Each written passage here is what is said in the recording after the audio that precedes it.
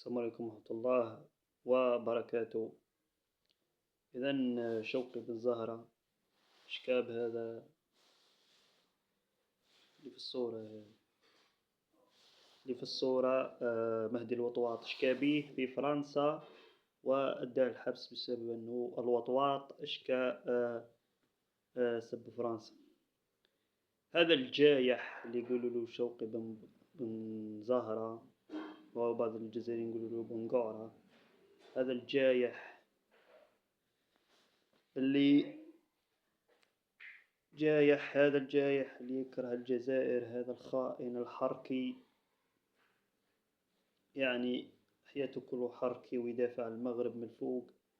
يعني هذا الجزائريين قاعد يكرهوه أغلبية، وهو داير روحه مؤثر ومنش عارف وداير روحه قيمة. السلام عليكم الله.